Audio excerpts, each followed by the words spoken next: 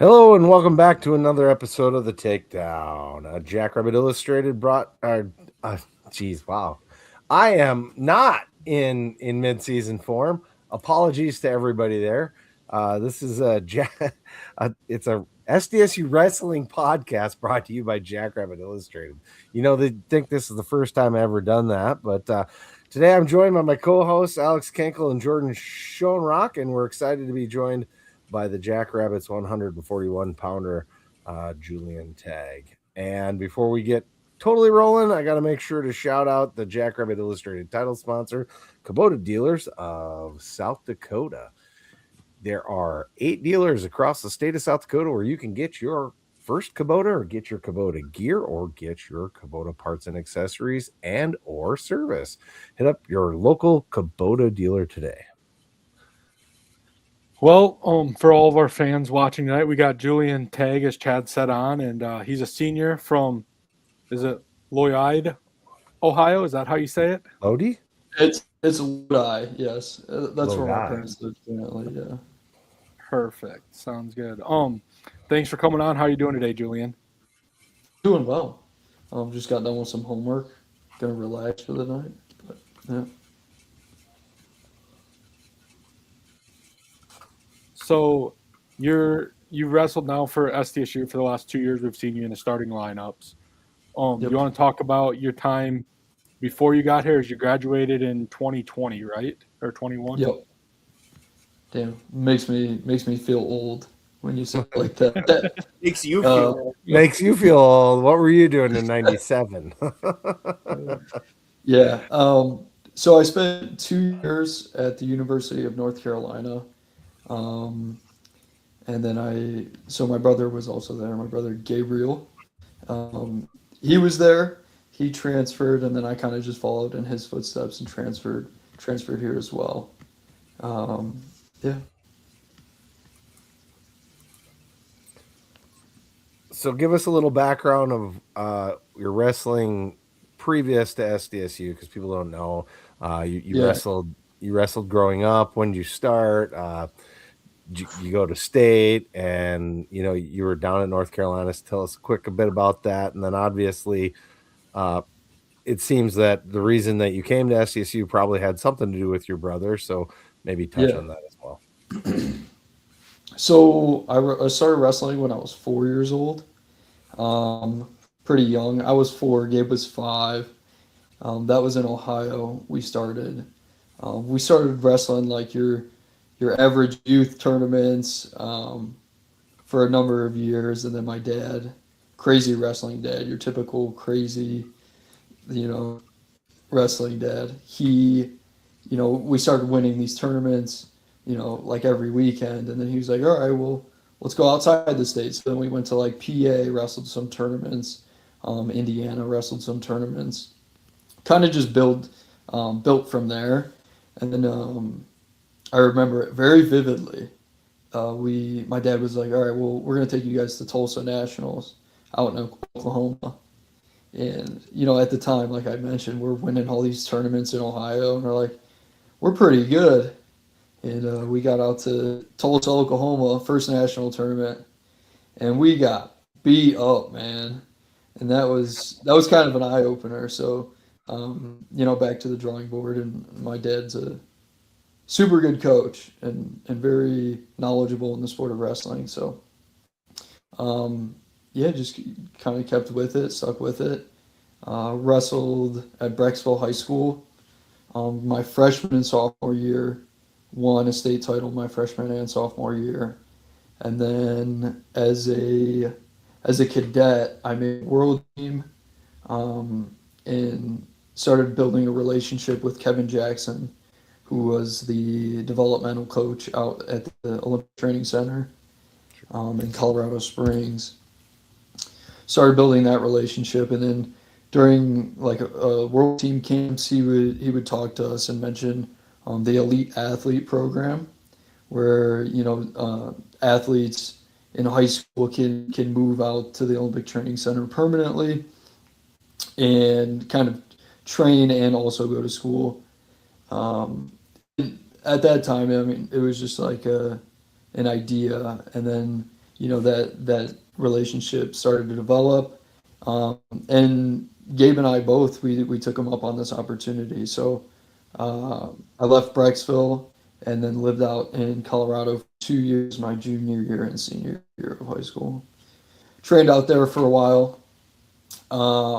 Graduated early, moved to North Carolina, and well, Gabe was already at North Carolina. Gabe only spent his senior year out in Colorado.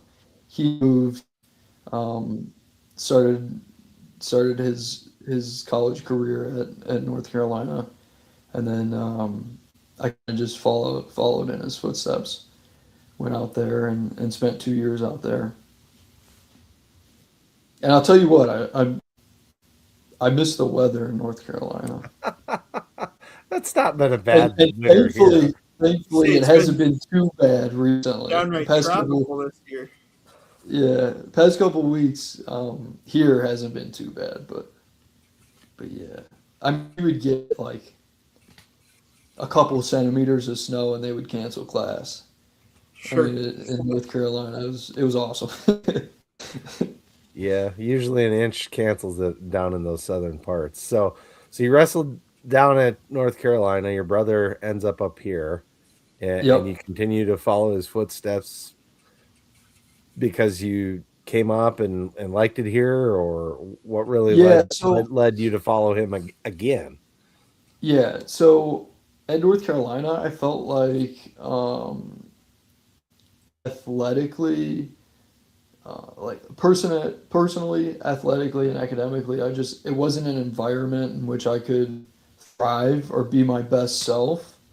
And Gabe kind of felt that too, and that's why he made the decision.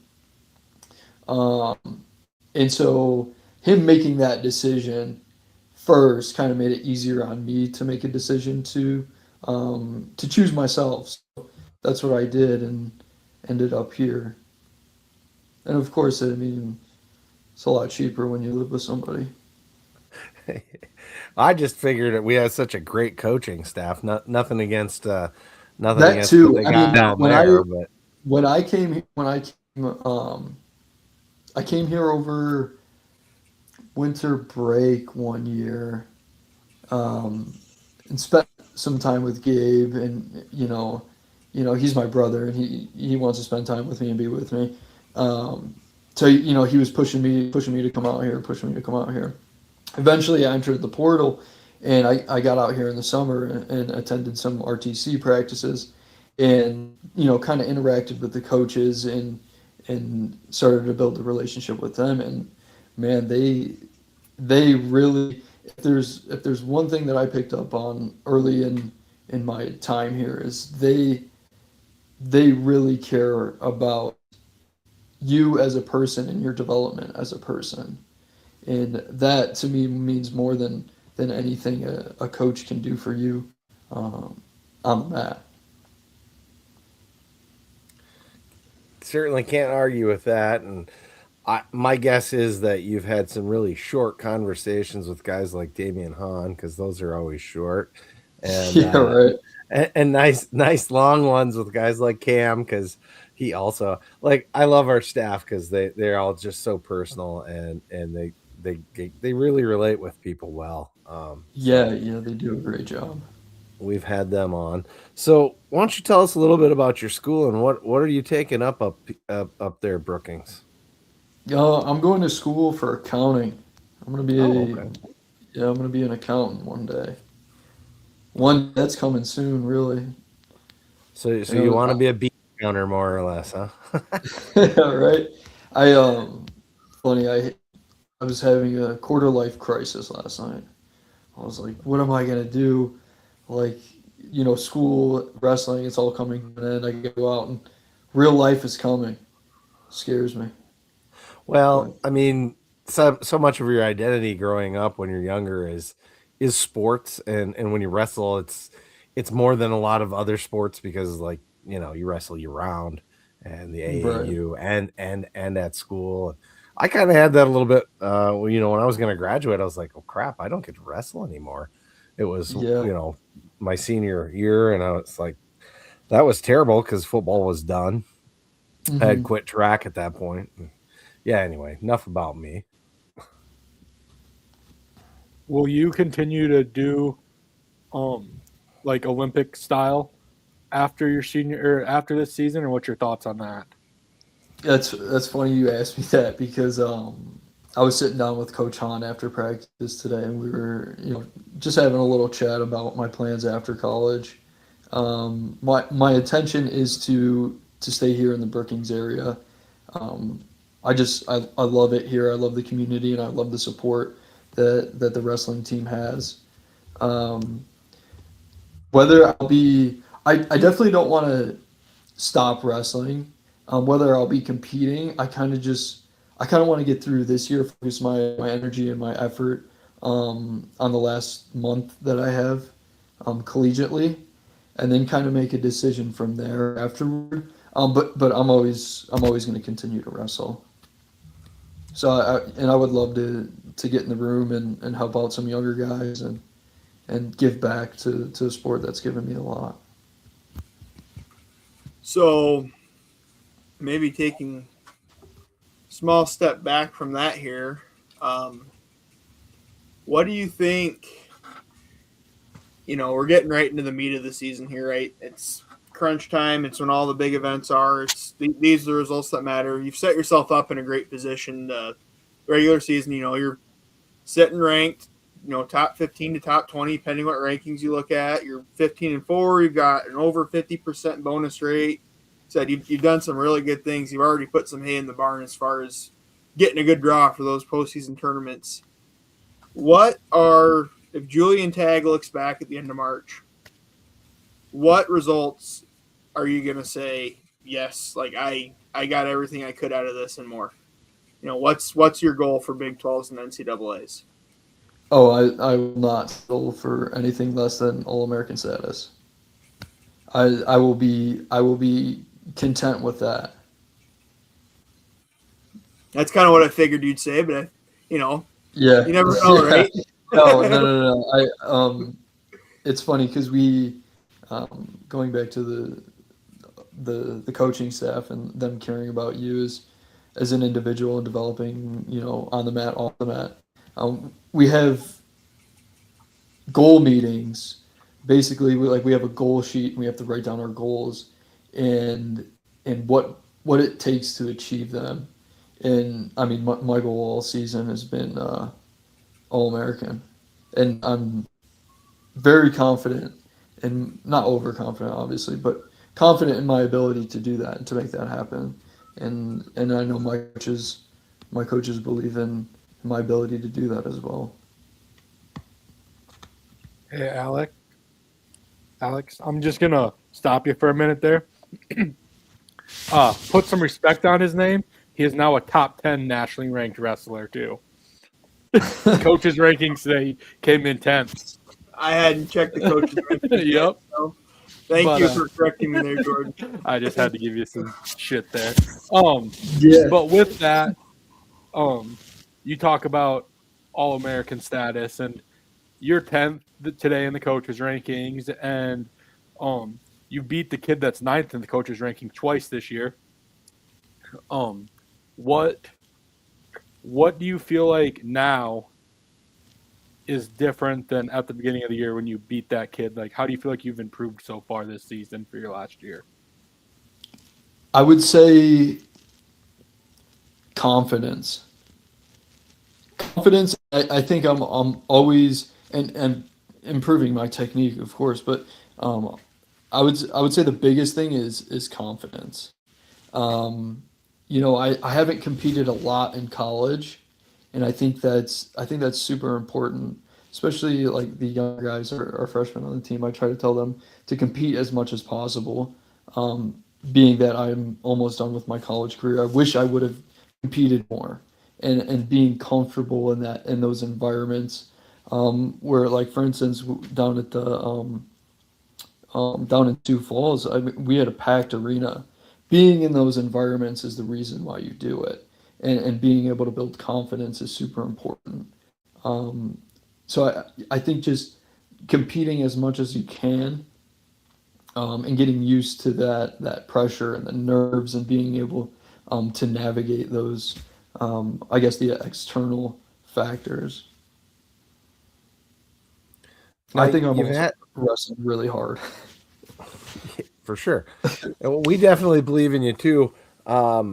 We've had a couple losses that I think are ones maybe you'd want back. What do you think you can do to ensure that those close losses you get back, and who out of those close losses are you maybe you're not most focused on one, maybe that's the answer too, but maybe there's a guy out there that you just haven't got that you want to get. It's a name comes to mind, but Okay, you don't I'm have not to gonna, say it either too. I'm not gonna say that name. I think it's not about beating one person. It's about being the best version of yourself you can, and I Sure. feel like that's cliche, but I mean, it's very true. Especially like my approach is like we're not training to beat one guy. We're training to be the best version of, or I'm training to be the best version of myself, and in doing that, I'm confident that I'll achieve what I set out to achieve. You're muted, Chad. No, that's part of wrestling, right? Is you can, you have those duels and big moments where you can kind of game plan and stuff like that. But at the end of the day, at the national tournament, you got to go put 6 matches or 7, depending where you fall in the wrestlebacks, right? So what are some things you think psyche wise you've been able to pick up on more? You're more confident in your shots because you've been drilling them more, just your weight program, weight management, conditioning. What do you think has really helped elevate you? Because I would say personally, I mean, correct me if I'm wrong, you know yourself better than I do. I'd say you've definitely taken a step up this year. Yeah, it's funny to say weight management. I get talked to on a daily basis of getting bigger and stronger. I don't cut much weight, but I think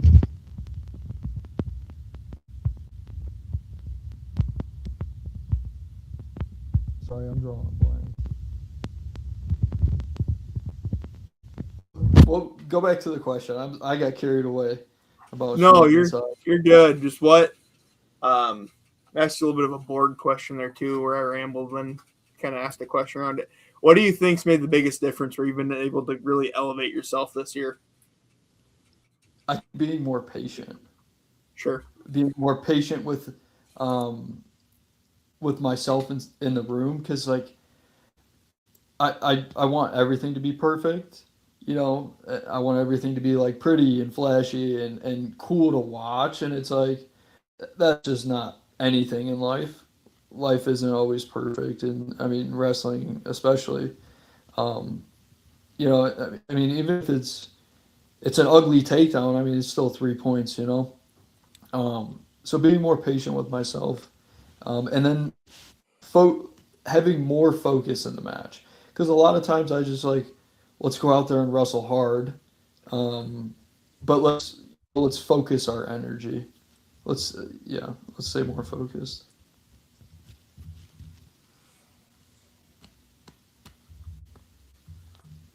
So you said at the beginning there that you don't cut much weight. You're talked about getting bigger and stronger every day, and you got to be more focused, or like you work on your focus every day. At one of the luncheons, Han was talking. I remember which duel it was or whatever, and he pointed out that he loves you because you leave everything on the mat all the time and you never leave anything away. And this really isn't too much of a question, more of like something that I know or that Han brought up to me and I went back and watched. But he brought up a match that you wrestled and you gave it everything you had. As you were standing on the line to shake hands at the end, your legs were like giving out kind of or whatever. And that's just something that I think really is huge for the Jackrabbit way and everything like that, like team grit. And I think that's something that you've really found when you're here. I don't know about your North Carolina days. That's something that I really think you found while you're here. And it kind of goes back to somebody that I say installs that from being here since he's been here was Clay. So what's it like having Clay in the room with you every day as a coach now? Jordan takes my Clay, question. Clay's awesome. I actually wrestled him today, and man, I feel like he's the one that's like known to wrestle hard and leave it all out there, and he's got a gas tank. That and he just had a kid. Well, not just had a kid, but has a kid, so he's got dad strength now. So he's ridiculously strong, which is it's good to feel. Um, but wrestling somebody who's going to push you all the way through. Like some guys, they kind of give up, and you get the better of them that day. He is always gonna every day. He's gonna push you to your limits, and it's awesome. I really appreciate what he does. Sorry, it took me a second to unmute myself there. Well, we know that you kind of have a good relationship with your brother just from the fact that you follow him around, you live with him and all this, but maybe tell us a story about when he got one over on you or you got one over on him. I'm a little brother too, so that didn't happen much the other way around. But Yeah. you're a little larger than your older brother, right? So Actually, Gabe's bigger than me. He's a little bit shorter than me, but man, he's stocky and strong as hell. Um, I remember in high school, in like middle school, high school. I think I was an eighth grader and he was a freshman, and I would go up and practice with the high schoolers, and for most of that year, he would just beat the hell out of me, like consistently. Like I just couldn't get a hold of him. Um, and then I don't know, just one day I decided I'm over it. I'm done taking it. So now I just wear him out. I would just wear him out. He hasn't wrestled in a while, so I mean, right now he's in Ranger School down in Georgia. Oh. I think he'd probably have a good minute in him. If I survive the first minute, I'd be all right. Weather the storm a little bit. Yep. Yep. But man, is he's strong as hell. Maybe circle back around. You talked about the duel down at Sanford Center and some of the big environments. Because I thought it was interesting. You probably don't know Julian, but these guys know I'm a high school official. So we had our year end. I promise I'm going somewhere with this. We had our year end meeting.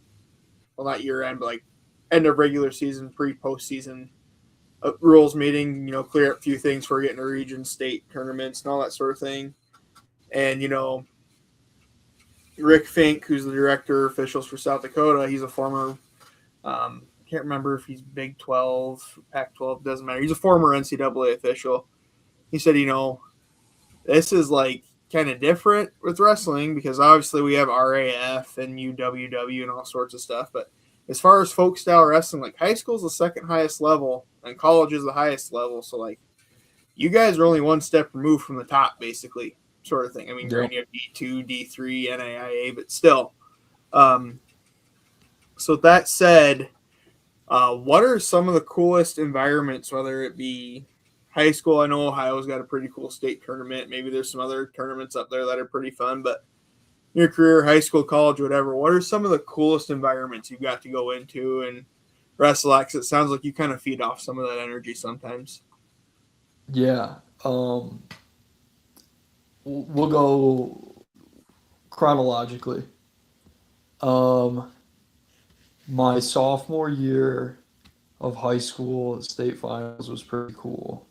Um, because I had lost to the kid. So in Ohio, it's sectionals, districts, states. I'd lost to the kid at districts. We meet in the state finals, and I end up getting that one. That was really cool. And I think it was more so because of what the win meant, more so than the environment. I mean, the environment at the Ohio State tournament is awesome. Um, Second, while I was living in Colorado, I had the opportunity to wrestle in Russia. Yakutsk, Russia, which is like in Siberia. Cold is all can be, but wrestling there was pretty cool because to them that's football over there. I mean, it's not hockey, but it's they praise wrestling.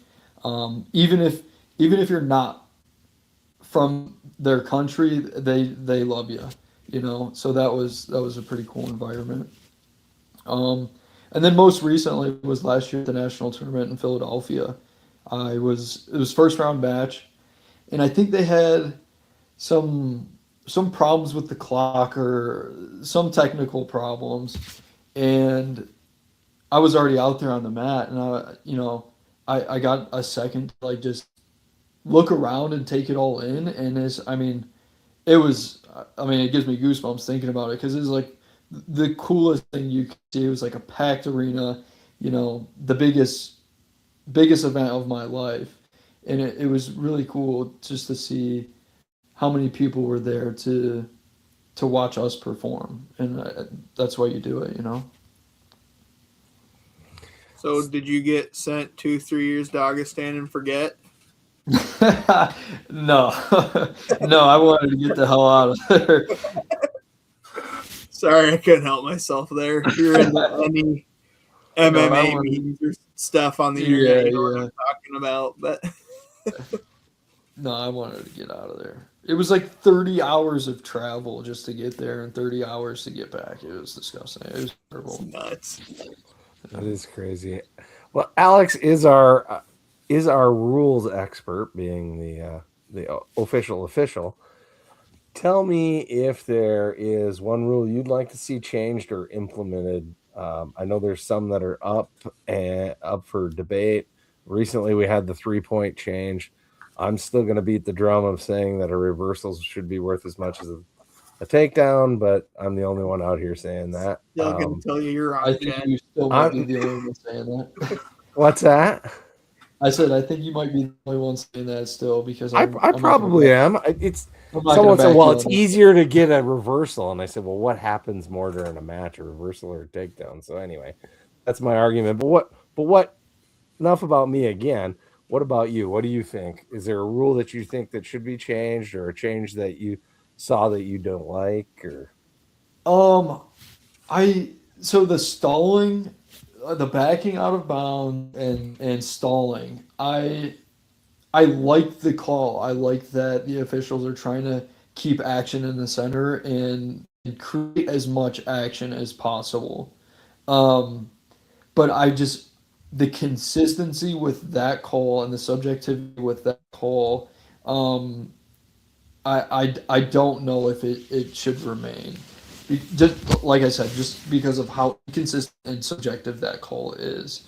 I think there's a better way to keep people in the center of the mat wrestling. What that is, I don't know. I'm good at picking out the problems. I'm not good at solving them. Let the next guy do that, right? Yeah, that's totally fair. So, But yeah, go ahead. So with that whole backing out, I don't remember if it was your match or not, but well, I know that you have 4 losses this year, and 3 of them, I think that you need to have an NIL deal with Vaseline because I am not a fan of the way that them were called. But wow, Jordan. And with that, I don't remember if it was your match or not out in Utah Valley, but I watched Utah Valley and that Wyoming trip for you guys. There's a couple times on that trip that I seen kids drop their they did all the work to get they shot the kid out of to the out of bounds line. Yep. And then the kid would circle one time, get close, and then he would do something, and we dropped our butt and bent our knees to circle back in, and we go out of bounds to get hung and dung for stalling 2 or 3 times on that trip. So that was me and Brock Fettig. Okay. It was exactly what you said. You can do all the work to get a guy to the edge. All he has to do is circle in and push you out. And you get called for stalling. And it's just like, what about that?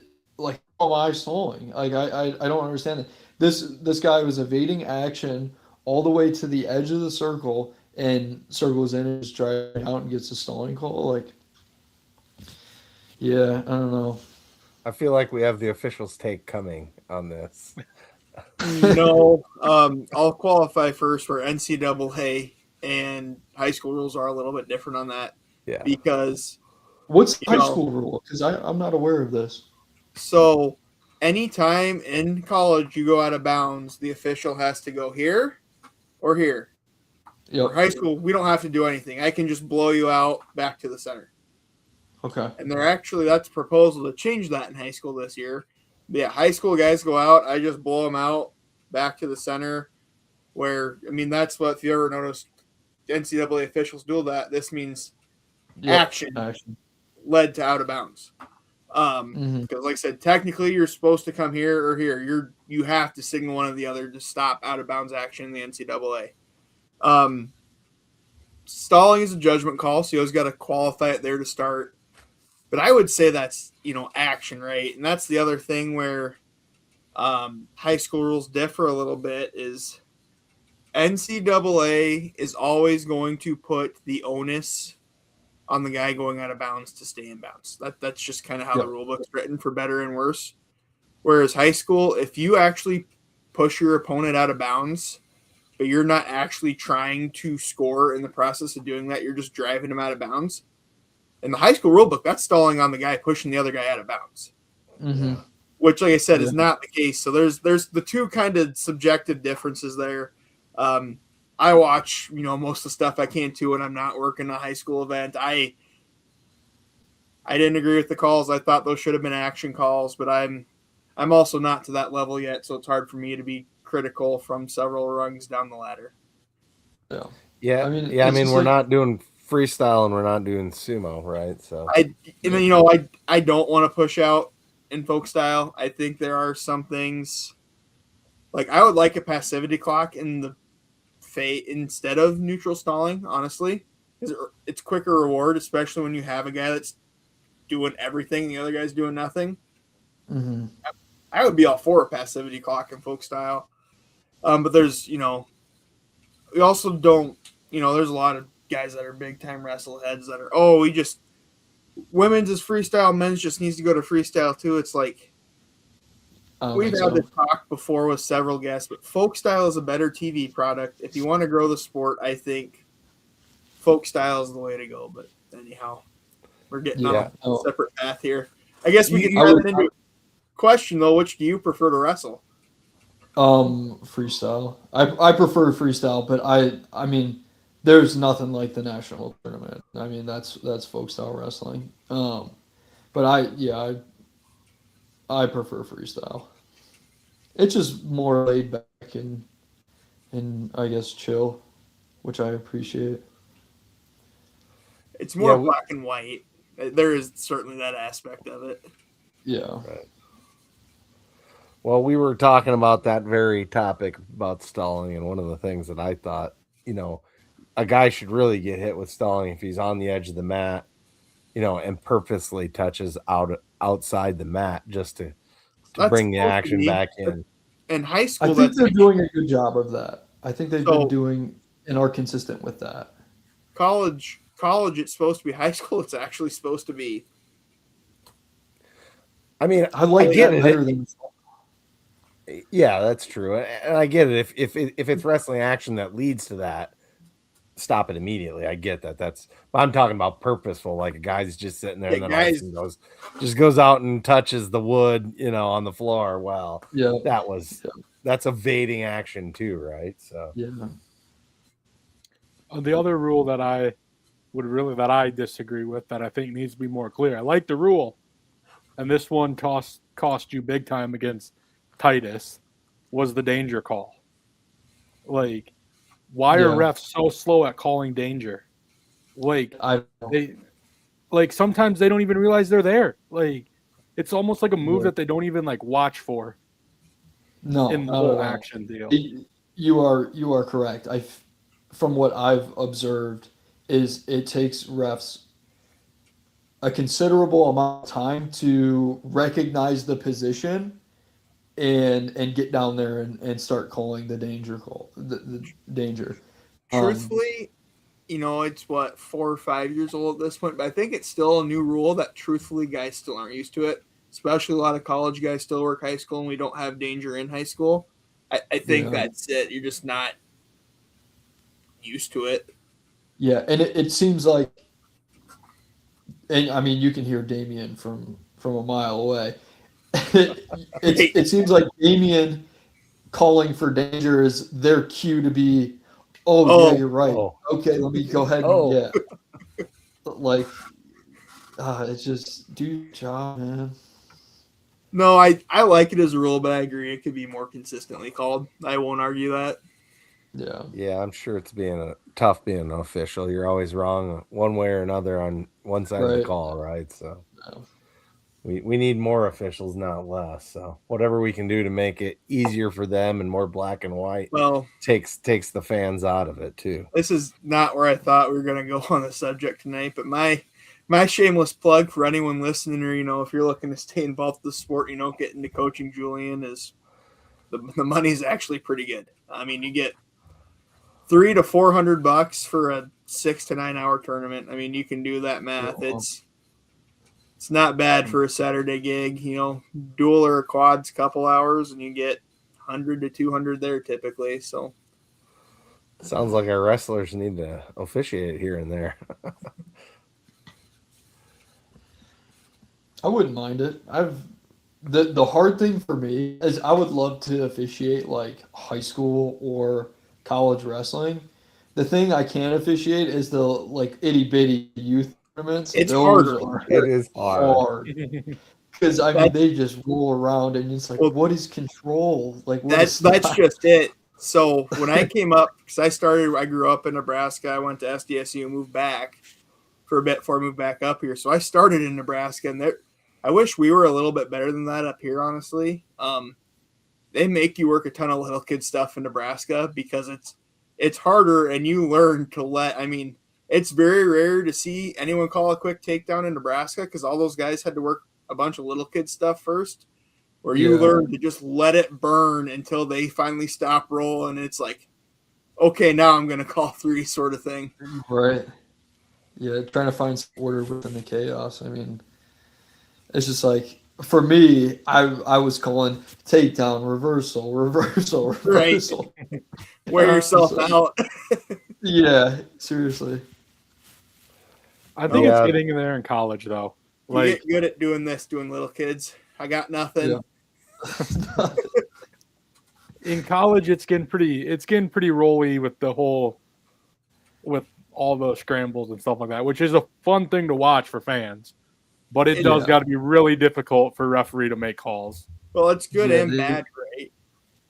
It can be. I will say this year they are taking their time to call takedowns for sure.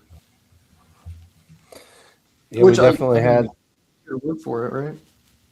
Definitely had a little controversy, or at least some, I don't know, up in the air on some of the stuff on Sunday. So, that was a pretty good duel all in all. Wish we would have got that one. We were pretty close there this time, and I don't know. Yeah, I'm upset we didn't beat those guys. Sorry, doesn't matter. Crunch time's coming. That's our focus right now. Get them back, right? Yeah. So, with that, if anybody watched Damien's weekly update, you could tell that one hurt a little bit for Damien. He's a little sour with that. So, now with that, do you guys see like a different in practices and stuff like that when duels like that kind of go and hurt Damien a little more than other kind of duels, or is he a pretty level-headed coach at all times and everything's pretty much the same the whole season? I think first I want to say that I think everybody a part of this program is sour about that one and a little bit pissed off about that one. No, I think that Coach Hahn and the rest of the coaching staff do a great job of, keeping their composure and staying focused on what really matters, and that's the postseason. Now, of course, we need to learn from what we did wrong in those matches. So we're going to go over technical positions that collectively we struggled. So I would say that that's really the only thing that changes. But keeping focus on March, 'cause March is really what matters. I think our coaching staff does a great job of that. No, that's all you can do is live to fight another day. Apologize, we're bouncing around a little bit here, but you talked about your journey, Ohio, North Carolina, a little bit of training in Colorado. What's something that just really stands out about Brookings as an area to live? I know you said it's a little cold for your taste, but maybe apart from that, what are some things you enjoy about the area? I know TJ's from your area, and he's an outdoorsman. I think your brother is maybe a little bit too. He's going on trips with TJ some, the hunting and fishing opportunities. I don't know if you're into some of that, but what are some of the things about this area you enjoy, maybe for a prospective high school recruit? Yeah, I'm not an outdoorsman by any means. I'll go out and throw the rod, cast the line out there, but not too often. And coming here, a bit of a culture shock, because like Cleveland area, and then like Colorado Springs is still a city, and then the Raleigh from area. I mean, it's I've been in cities pretty much all my life, Sure. and so then I got here, and I was like, the hell is everything? Right. And so at first, it does take some adjusting. I would say that there was a bit of an adjustment period. But man, I've learned to love it here. Like I really have. Like I appreciate the slower pace of life and the fact that everybody knows everybody. Yeah, I love it here. And actually, my girlfriend she wanted to move back to Missouri, like St. Louis area, and I was kind of upset. I said I want to stay here. I love it here.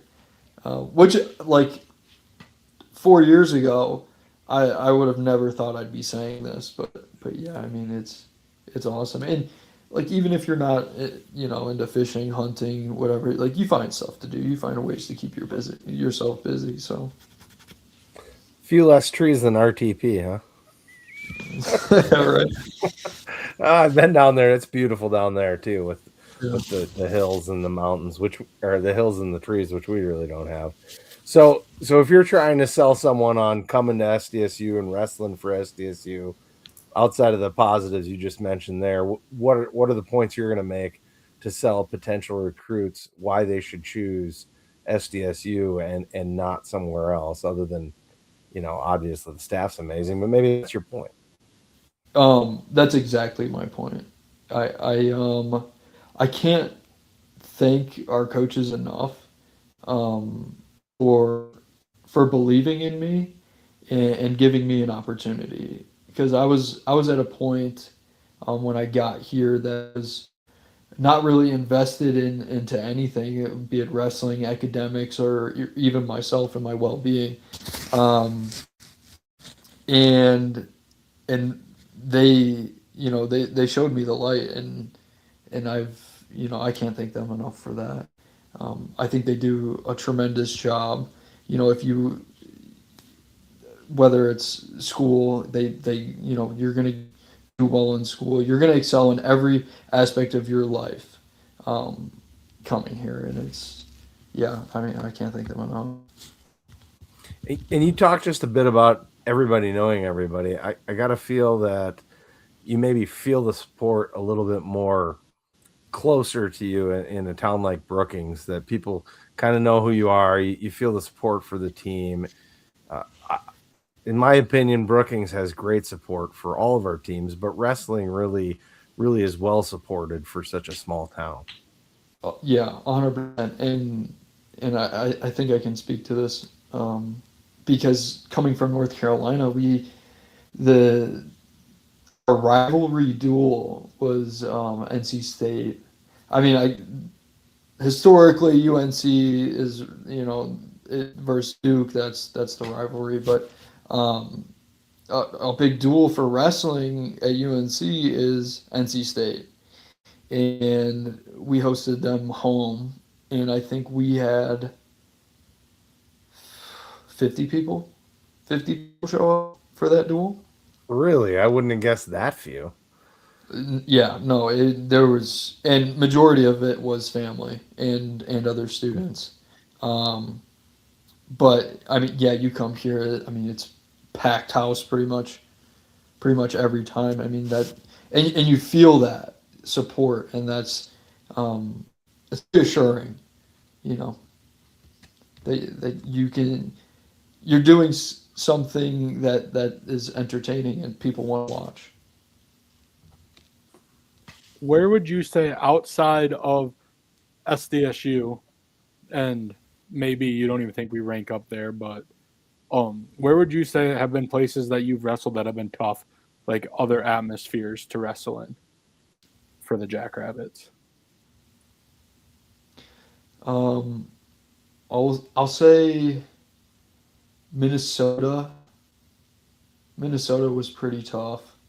They had a lot of fans show out for them, which is pretty cool. And the fact that we got that one, on their turf was really cool. Wyoming was pretty hostile.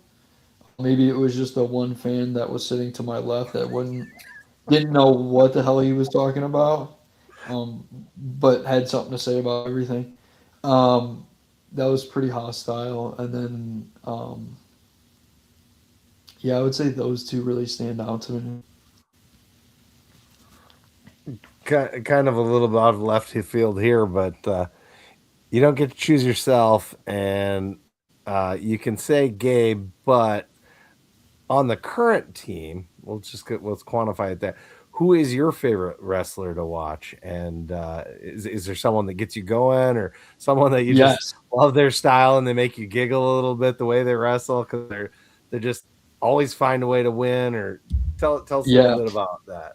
Well, last year it was DeVos. I really enjoyed DeVos. I really enjoyed watching DeVos wrestle. That was really fun. This year I love watching Moses wrestle. He is just very, very good with his hand skills, and just he listens very well. For the most part, not all the time, but yeah, and he just goes, and I love watching it. At the Tiger Style, it was our first competition this year. I was watching Moses. Unfortunately, I didn't wrestle because I had something going on with my neck, but I was watching Moses wrestle, and I mean, he just shattered everybody he wrestled for the most part. I mean, like, these kids just did not want to wrestle, and I've loved seeing that. He's so fun because Chad and I have talked about it before. Like, he wrestles 7 minutes no matter what the score is. I mean, there's almost times you're watching him, it's like, dude, you're up. You don't need to be doing all that. But he goes. And he wants it, yeah. I respect that. I respect the hell out of that because absolutely, yeah. We talk about leaving it all out there. He does it.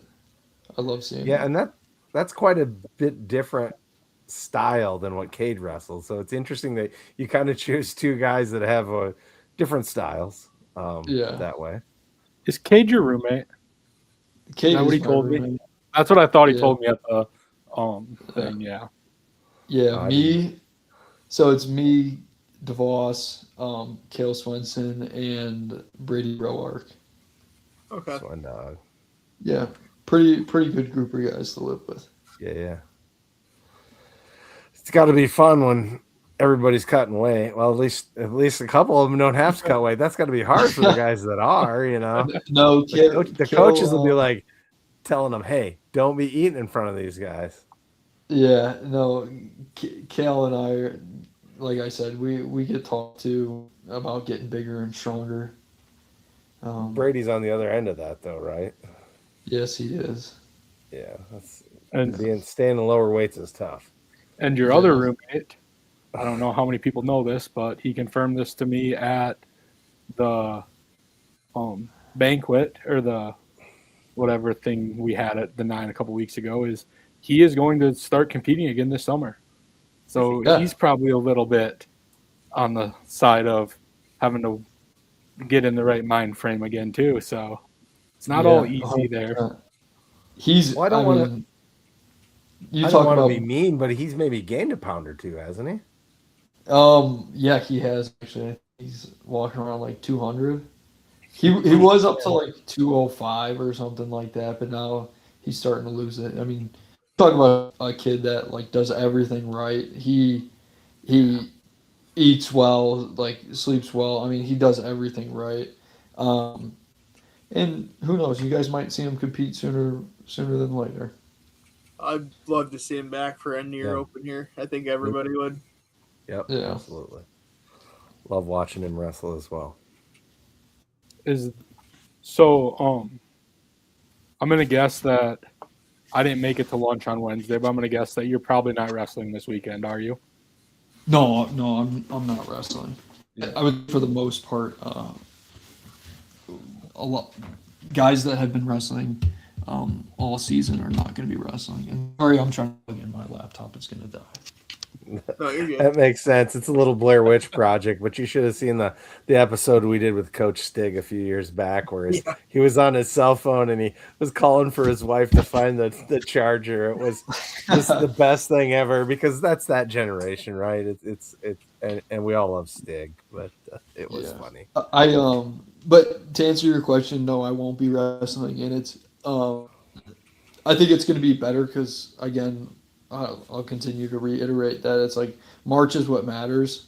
Let's focus on that. But it's like we had the Daktronics Open at the beginning of the season, and at 141, it was Tyson Peach and a kid from NDSU. And then they got like 9 guys registered for 141 this time around. And it's like, where the hell were you guys? Right. You know? Yeah. You guys got all your matches on the front end, and they sat around. So now they're trying to get those last matches to get an RPI. Yeah.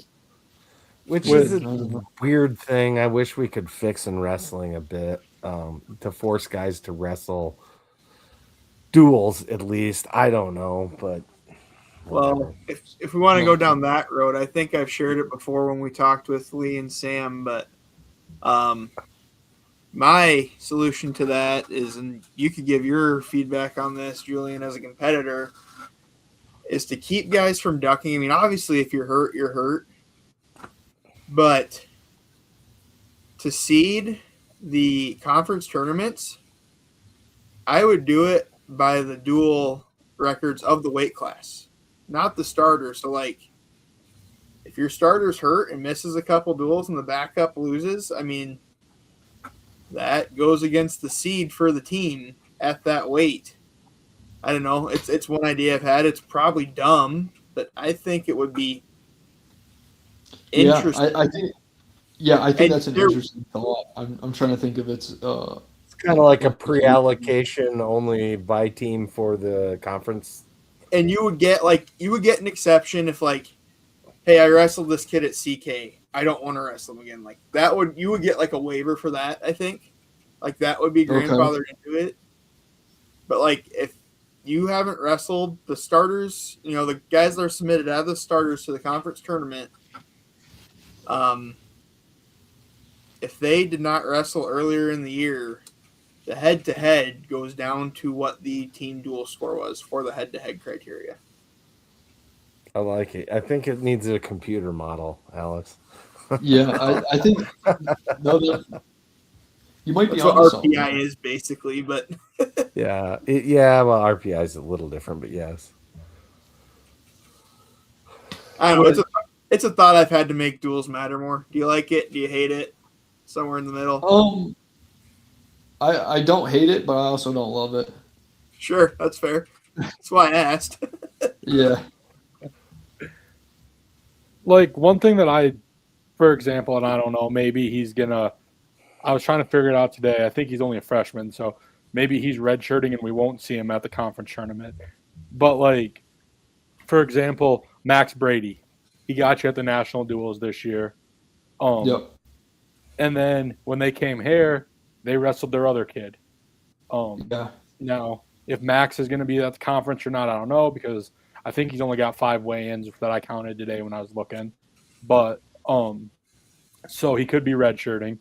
But like there, like they did that all for seeding, in my eyes, which Yeah. kind of sucks because Yeah.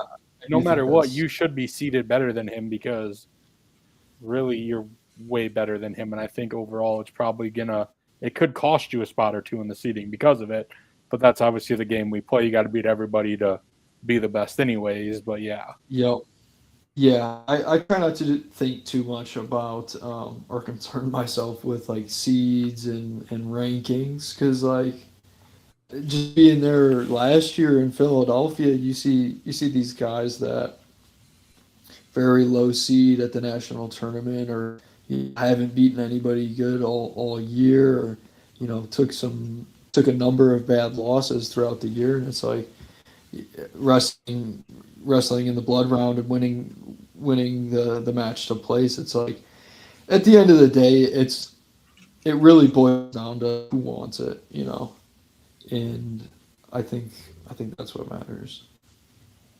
For me, I know, like, obviously, we need a system, we need a ranking system, but when you're kind of in the mix, I don't think you should worry about it too much. I think a perfect example of that this year is somebody that probably won't make the national tournament, but if he does, I think he could really be a dark horse to upset some people, is Brock. Like, he is in every match he wrestles.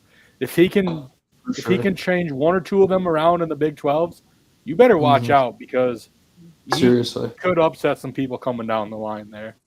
Yeah, and I mean he busts his ass every day. Like he does all the extra, does all the right thing. He's really close to a breakthrough, and I think if he finds that, he can do some damage, which would be really cool to see. Yep. Definitely another one of those wrestlers like Moses that just continues to wrestle hard the entire match. For sure. It was really cool to see. He had been, I forget who it was, who he wrestled. It was a duel. It was a home duel. But he had been having close matches all year, and then finally, like, kind of, and I told Kale while we were watching, I was like, he's starting to trust his offense, and he ended up getting the major and like pushing himself, wrestled all 7 minutes, and started trusting his offense, and he majored the kid, and that was really cool to see, him turning up on a kid, and yeah, that's why I say Colorado. Yeah, I think he might be right. He's really close to a breakthrough, and I think if he finds that, it's going to be exciting to see.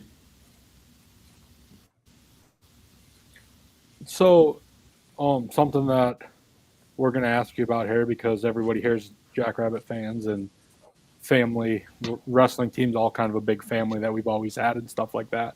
So, just kind of give us a life update on Gabe, if you will, and what he's doing with the Army and Ranger stuff and all that cool stuff right now. Yeah, so he enlisted in the summer after he graduated. I think he graduated on the 6th of May and was gone the 10th, off to basic training. Did all that, went to infantry school, went to airborne school. Then he went to pre-RASP out in Washington, Tacoma, Washington, I believe, and kind of just did training, did whatever they told him to, because you get assigned a team. I think he was 2nd Bat, 75th Ranger Regiment.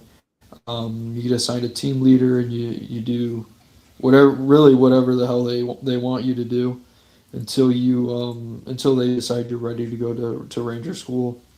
And now he's in Georgia going to Ranger School. I haven't talked to him in quite some time. They take your phone from you. They take everything from you.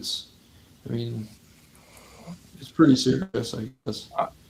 I think I seen on Facebook this morning your mom left at 2:30 in the morning to go spend 8 hours with him or something like that today. Yeah, he gets like 8 hours of like downtime that he can like take to himself, and yeah, she drove all the way there. And shout out to my parents, seriously, for doing what they do for all of us. Because well, would not be anywhere close to where I'm at without them. They drive me crazy sometimes, but That's their job. Yeah, right. If parents aren't driving you crazy, they're probably not parenting very hard. Yeah. They're trying to be your friend. That's not what a parent necessarily should be. Anyway, that's kind of soapboxy. I don't want to do that. Start Brendan's rant timer. Oh, no. I said what I said. I'm done. Can I ask a question? And this is way Yeah, off topic. absolutely. Yeah. All right. Way. Can I get a favorite? Can I get a favorite band from each one of you guys? Band or singer or what we're in No, it's now? gotta be band. It's gotta be a band. Me growing up was always Poison Van Halen and why is it? No, I can't even. Motley Crue. Those were the bands that I was into young. I still dig all that stuff. Okay. Right now I'm Right really on. into Chris Stapleton stuff, but that's not a band per se. Zach Yeah. Brown band's pretty good. Yeah. I've got some off the wall ones, which is not a shock to anyone that knows me. Did you just look up a list? He's into gangster rap. No, a little bit, but Who are the best rappers?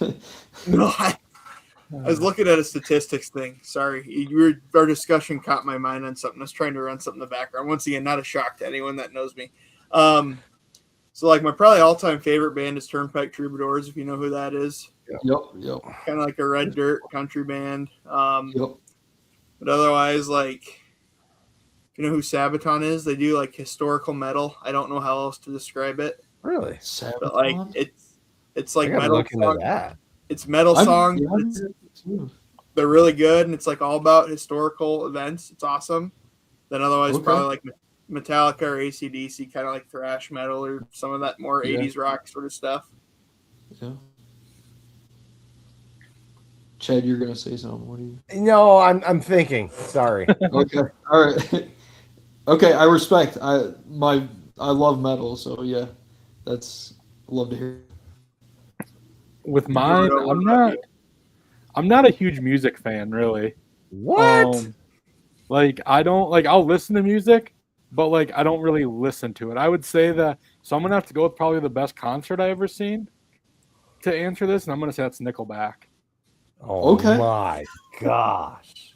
I knew that I was gonna get that reaction Man. from one of them. When too. did you see Nickelback? Chad's I gonna be seen rude about it, Nickelback. but I can. Probably it'd have been 10, 11 years ago now. Right when the Denny Sanford Premier Center down here in Sioux Falls opened up. Okay. That was a pretty cool experience. Yeah, it was their pyros and like their entertainment was really good on top of just their music. Yeah. What about you, Julian? What's your top bands? You asked the question, I gotta answer it. Okay. I appreciate. I would say my all-time favorite, Pantera, easily. Oh, Pantera's good. I like some of their stuff. Cowboys from Yeah. Hell, your favorite album, or No, I think Vulgar Display of Power is probably my okay? favorite. Yeah, album. they're both great. Yeah, I was I think like that's in high school when they came out. So Yeah. No. So growing up, like we had wrestling mats in the basement, and we had a CD, and it was just all Metallica, Pantera. I think there may have been one LL Cool J song on there. But like pretty much growing up, my dad was rock, Pantera, Metallica, all that stuff. And anything Well, that outside of sounds- that, he didn't want to listen to. So Sure. It kind of sounds like the soundtrack of our wrestling room in high school: Pantera, Metallica, AC/DC. That Yeah. was about all that played. Our- There's a band so my thought was I was trying to think of the band name because I listened to them for a while and then quit.